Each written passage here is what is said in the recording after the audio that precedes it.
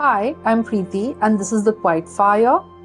A few years back, my boss asked me a question in the middle of the meeting that took me completely off guard. No, it was not related to my work or my performance. It was not even a serious question. But now that I think back, it was a significant one. Out of nowhere, he asks me, "So tell me, who is Preeti really?" And I sort of laughed awkwardly. And I answered the question in the best way that I felt was right. I started saying things like, "Oh, I like watching horror movies, I enjoy thriller shows, I like reading, I like spending time alone." And he stopped me. He said, "Okay, fine, those are the things that you like doing, but who is it that you really are?"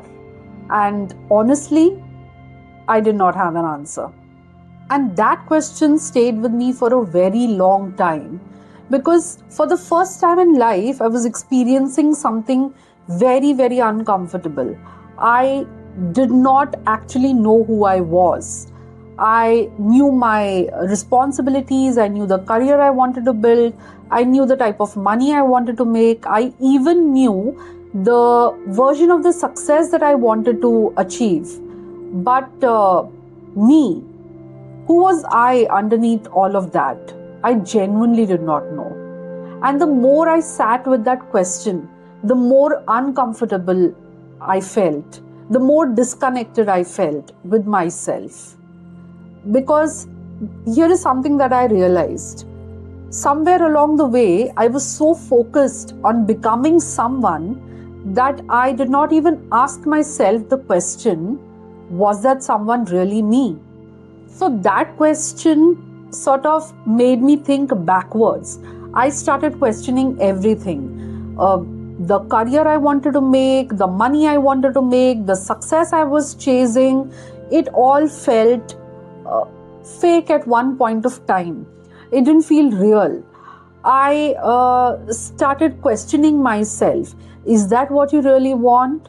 Or have you spent your life absorbing what success should look like?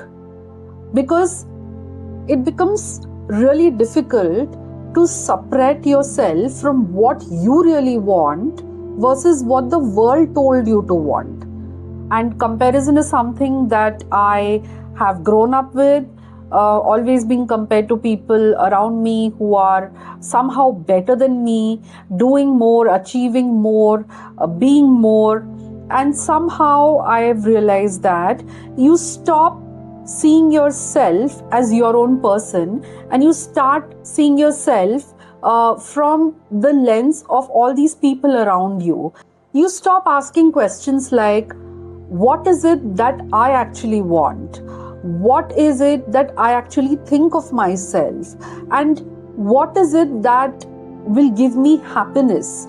What is the kind of life that I want for myself? Because you become so focused on achieving all those expectations that are laid on you that you forget that you have a life beyond that. And something else started becoming more clear to me, that no two people have the same kind of experiences in life. No two people walk through life with the same stories. Okay, you and me may look at a situation and have completely different perspectives, completely different experiences, because we carry our own personal wounds, our own personal experiences, or whatever you may call it. That does not make anyone weak or dramatic. It only means that we are shaped by our lived experiences. And for the very first time, what I started doing is I stopped judging myself for the way I felt. Instead, I asked myself, what is this feeling actually telling me? So I started doing something that I had never done before. I started sitting with myself. You know how people talk about me time. For me time was introspection time. It was quiet time. It was deep thinking time. It was connecting the dots time.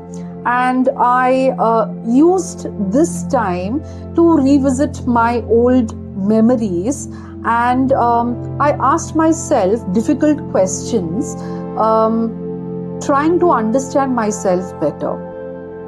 I asked myself who I really was before all of this noise. And trust me, the answers started coming to me very slowly. I started thinking about all the things that I genuinely loved doing as a child, like reading, like spending time alone, like drawing, and all of those activities that I genuinely enjoyed, where I felt that, somehow time had stopped, and that everything, felt like joy, and it gave me a lot of happiness. And I also realized that these things were not just random things. They were actually little knickknacks or little snippets of me, that have still not left me. Those are the things that make me who I am. Although I still don't think I have a perfect answer to my boss's question as to who Preeti really is, but I think I've taken a step closer to answering that question. Maybe sitting quietly with this question is actually a way of me finding the answer. I am slowly learning to separate my voice from all this noise around me and listening to my inner voice, listening to myself, asking myself these difficult questions, and getting myself, even though when I'm uncomfortable, to answer these questions honestly. I think that is the path to healing. And if you've enjoyed this conversation, if this meant anything to you, you're always welcome here. We will have more of such deep conversations and deep thinking. This is the Quiet Fire. Until next time, take care of yourself. Bye.